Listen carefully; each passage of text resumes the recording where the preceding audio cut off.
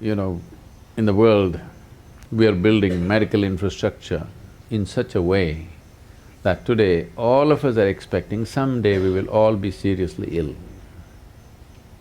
It need not be so.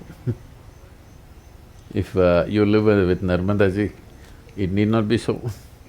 And not just her, there are many others. It need not be so if you know how to manage the elements, if not all of them.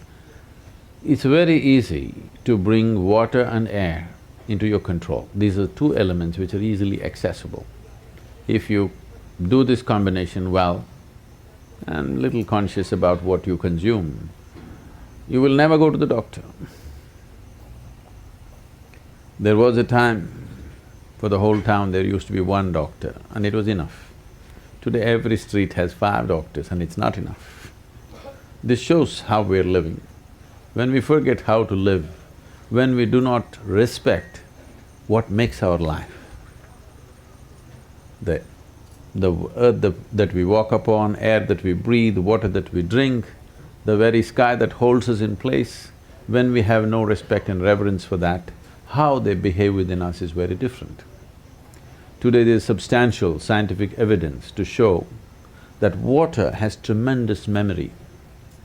If you just generate a thought looking at the water, the molecular structure of the water will change. Just a look, the molecular structure of the water will change. If you touch it, it will change. How you touch it is very important. So now for example, they're keeping it in a copper vessel with a flower on top of it, because this is the god. What other god? If you don't drink water for one day, this is the only god, no other god, isn't it? So, how you treat the water, the memory remains for a long period. So before we consume it or before it touches our body, how we treat the water changes the quality of everything in our system. This is a science we have always known, but today modern science has done enormous amount of experimentation on this. Now they're saying water is a liquid computer. The volume of memory and intelligence it carries by itself. It is a liquid computer, this is what they're saying, it's a fluid computer. We have always known this. What is called as tirth, why for one drop of water people go and stand in a temple, is because it has the memory of the divine. You want to take that into your system. If the deity is powerful and the water has touched the deity, it has the memory of the divine, you want that to enter your system. But being in a pure space like this, it's a blessing. If… there are certain ways with which you can be in the water. If one does that, every ailment, all chronic ailments will go. There are infectious diseases and chronic ailments. Infectious diseases are an invasion from outside. Other organisms are entering our body and troubling us. For this you need a doctor. You need warfare, you have to bomb them out. Chemical warfare is normally what we're doing. But over 70% of human ailments are self-help. We manufacture that within our system. This is simply because fundamentally, the way we are treating the elements within ourselves and around ourselves. The so-called modern life has absolutely no reverence to the substances which make our life. The life-making material is being treated badly and we're expecting it'll behave well within us and it will not. So being here at Narmada, it's time we bring back this culture because it's gone a full circle. Now modern science is insisting that water, the way you treat it is the way it's going to behave within you. And we must learn to treat it well. If we want to be healthy, if we want to be well, if we want to be successful, if we want to be prosperous, for all these things it's important the elements within you cooperate. If they don't cooperate, nothing will work.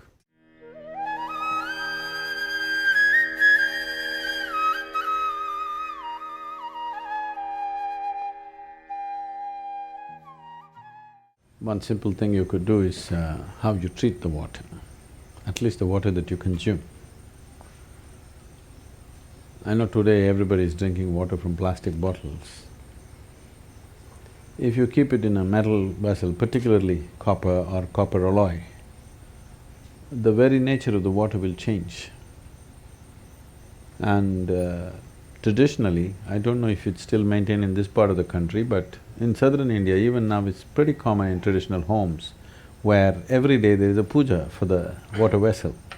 They will put some vibhuti on it, some kumkum on it, and there's a small arati for the thing, because the water should… water has a enormous amount of memory, it remembers how you have treated and accordingly it'll behave. This is something very simple, everybody can start. And as a part of this, in Tamil Nadu, we've been encouraging people to use copper vessels, pure copper vessels, because copper is such a… it's the best conducting metal and it energizes the water. Energizing, if you check the if you check the chemical composition, it'll not change. That is the beauty of it. It's only the molecular structure of the water that will change. You might have experienced this. Suppose you ever… is there a waterfall in Narmada anywhere? There's a waterfall. If the water is falling like, let's say, over 20-25 feet, and just after the waterfall, if you just touch the water, you will find water is silky for touch. Have you noticed this? Because water implodes within itself and the molecular structure changes. The way it feels is different.